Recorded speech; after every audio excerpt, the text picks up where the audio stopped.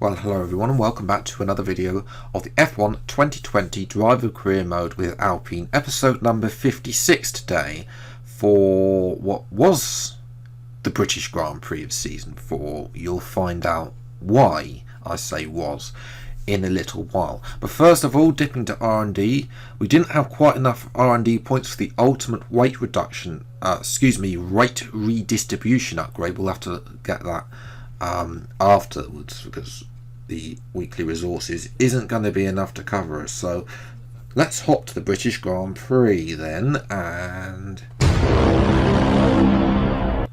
it's going to be raining. And Lewis Hamilton is retiring out of this career mode as well. So obviously the weather forecast, well, we'll get to that, but Hamilton retiring is going to be interesting because obviously that could throw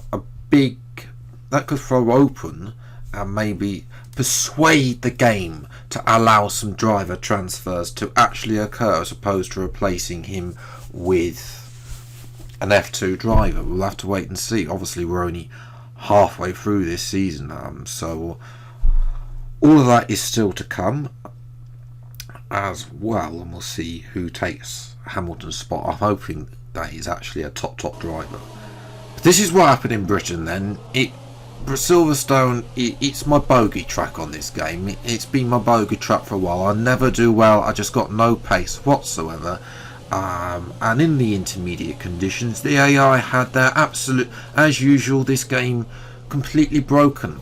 As usual, because the AI in these conditions are god tier, and let's be honest, although I've been able to make 2 easy overtakes on the start, not anything to do with me lowering the IL difficulty for Britain and the upcoming Hungarian Grand Prix, and you can see that Sainz has disappeared a second a lap faster, and then we've lost the back end and we've got a 10-second penalty for not really being able to control the car. And now pretty much I've given up. So yes, that wasn't really a good timing as well, because we had to renegotiate our contract and we went for the medium risk one as well. I feel like if they had rejected us, we'd have just left, because it's not going well, is it? As it happens, we do recome, and for the first time since season 1, we're going to purchase multiple driver perks, so that everything's up to level 2 now as well in that side. But one thing that I did purchase in between practice and qualifying was the ultimate weight redistribution upgrade as well, so that's going to come in time hopefully for the Belgian Grand Prix.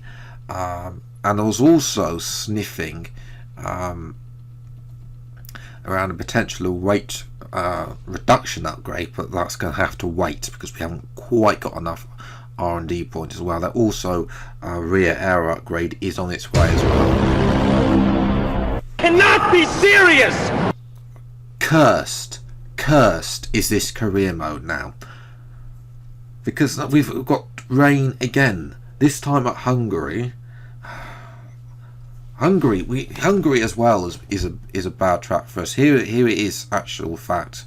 We're going to purchase this minor rear downforce upgrade just to balance it out, and then we're going to focus a little bit on Sashi because I want to get ahead of Racing Point and AlphaTauri really moving up.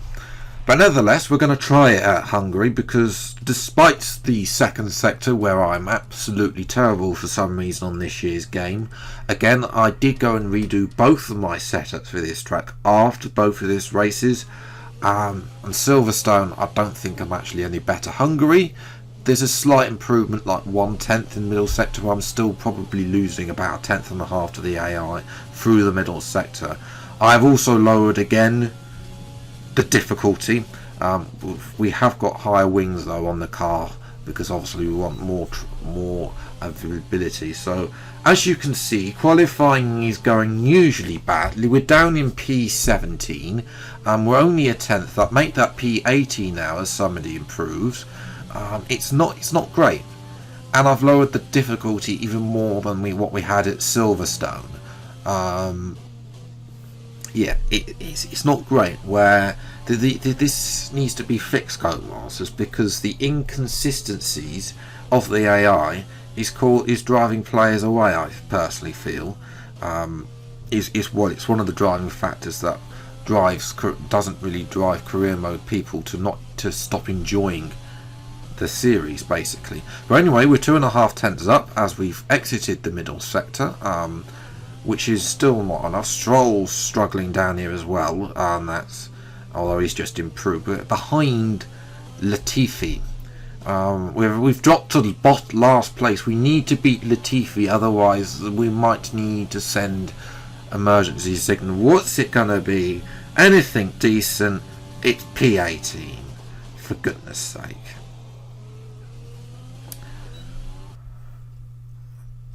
We're 7 tenths off Ocon, so well, see what we can do. It's race day in Budapest as we get ready for another round of the Formula One World Championship. We don't expect too many retirements at this track. There are plenty of current and former drivers with flawless finish rates here.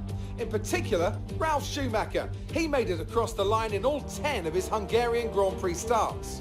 The Hungaro Ring, it's like Monaco without the boats. 14 corners, 6 to the left and 8 to the right, and some very tricky corners to deal with.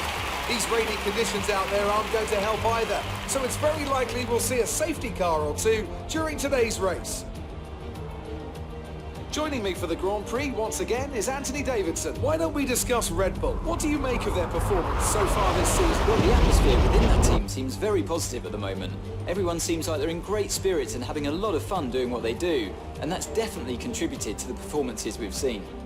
It's time to take a look at our starting grid for today's race. Alexander Albon put in a great lap yesterday, and he'll start from pole position. And starting alongside in P2 is Sebastian Vettel. Looking down the rest of the grid, we have Verstappen, Hamilton, Charles Leclerc and Gasly, Sainz, Magnussen, Stroll and Lando Norris, Ocon, Bottas, Nicholas Latifi and Joe, Russell, Kvyat, Nobuharu Matsushita and Antonio Giovinazzi, De Vries and a Renault rounds off the grid.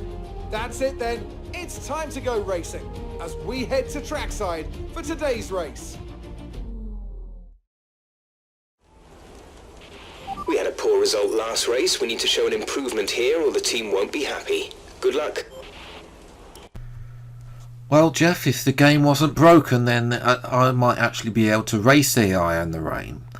But enough about that. We're going to move to the race, see what we can do. 5 red lights and away we go for the Hungarian Grand Prix. And as usual in the rain, it's a dreadful start. I mean, we got about the acceleration there off the line as the HMS Britannica, but we're going to dive it down the inside. The AI cautious as Williams up here. Don't know how it's managed to get that high up. It might be getting a nosebleed. We've already caught up to Ocon, which just shows how bad Ocon is in this career mode. We're going to switch it to the left hand side. Ocon gives us the sweep and absolutely none of it. And the AI going a little bit slowly on its opening lap, and we're going to be able to try and capitalise. And we're going to go right round the outside of Kevin Magnussen. We'll turn to the inside to the final corner, and now we need to make the use of the engine advantage that we have and move up into P9. So 11 places up on the opening start. Most of those dive bombing down the inside at turn 1. I doubt we're going to make any more progress from here though. But we'll have to wait and see. See if we can hold on to P9 as Magnussen now is catching back up to us. I mean, that AlphaTauri isn't that bad. He's going to switch to the right, Magnussen. We're going to close off. There's contact, and I think Magnussen's lost a bit of his front wing. As we jump to lap 4, his teammate Gasly is in the pits and switching already to the intermediates as a racing point as well. Inters and wets will probably have similar pace at the moment. So just as they had that, we have to come at the end of lap 4, which is annoying for us because we could have got an undercut on the cars ahead if Jeff was actually good. But of course Jeff is the most useless engineer that an F1 game has ever had. We've been held slot in the pits. The Renault pit crew, or rather the Alpine pit crew, are dreadful as well. They all need to be fired basically, as far as I'm concerned. As we come out the pits behind Guan Yu Zhou as well. So we've almost been jumped by an Alfa Romeo.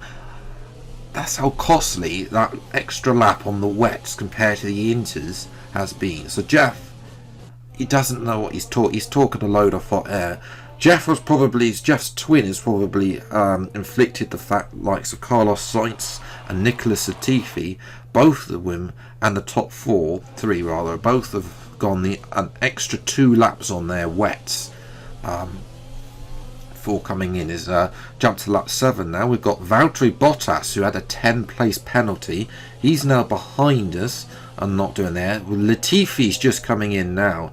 As we're watching Ocon as well, who's starting to fall back, and has the engineer Jeff has told us that he has a problem and is now dropping back at the race and not. So we jumped to lap 15. Nobuhisa Machichitsa has retired from the race, and I was praying for a late safety car to sort of close the gap up ahead, see if we can get more points.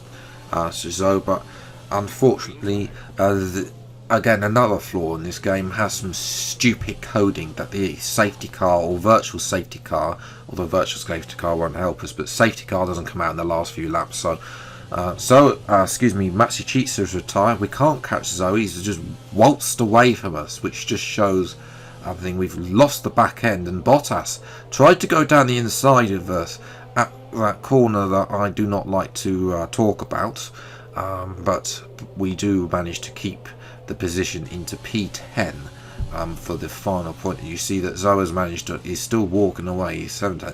A couple of more laps it would have been for Dries, but obviously that would then open, of course, the problem of A, having a little bit more higher wings, and B, the middle sector, which we were poor at. We might have improved, but disappointing. 1 point from 2 races. We're supposed to be on for 6th place. Obviously, it's a good result considering the fact we started 20th. Damage limitation getting at least a point doesn't rule us out altogether, and we do get, of course, driver of the day by managing our last to 10th place. Right? Imagine if 10th place wins the race. But yeah, obviously we need a lot more work in the wet. Ocon set a lap time that was 7/10 faster, and he would have been on the back of that train with Bottas and Russell had he not had a bit of a problem. So slower than us, but yet somehow faster. Doesn't really make sense. Managed to still walk away, and the other drivers we're not able to compete at the level that we want to, the level of the car that should, but then we need to leave basically. We've dropped a place now to 7th from Leclerc, who's gone ahead. Gasly is starting to run away with P5, and and if Hamilton has a few bad races, I know he won today. Verstappen won in Silverstone, I should say, so he stretched his lead to 58 points over Bottas, and Bottas didn't score today, so obviously we've helped Verstappen out. Ocon, he still has 8 points, but even if he was performing better, we might still not be close to Ferrari there. Great work out there today. Let's have your thoughts. The weather was miserable today, but do you No, think this is an advantage for you? because the game is terrible. You scraped the walls a few times. Were you struggling for grip? Yeah, I'm not going to talk about that either. Thank you for your time. Is that all you got? Well, you've wasted my time there, Claire. Wasted. So yes, the rivalry, I think I've been cursed as well in this career mode with a rivalry. I always seem to do worse. So I've got 4 races remaining. I'm hoping we can improve. Belgium is the next track as well. So Belgium is a better track for me. as well. And also in the next episode we will be able to purchase that major weight reduction upgrade.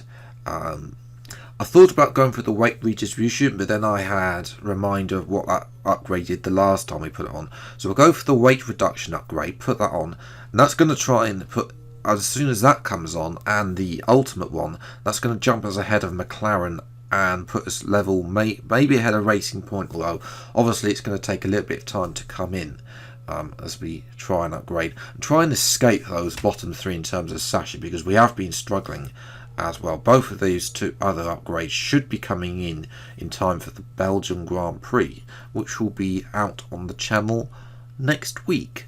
So yes, if you have enjoyed my misery in the rain, then leave a like, subscribe to the channel if you're new, see plenty more episodes of the F1 2020 Driver Coma with Alpine as I may come out every week. Until the next video, I'll see you next time. Take care, thanks so much for watching, enjoy your day, and goodbye.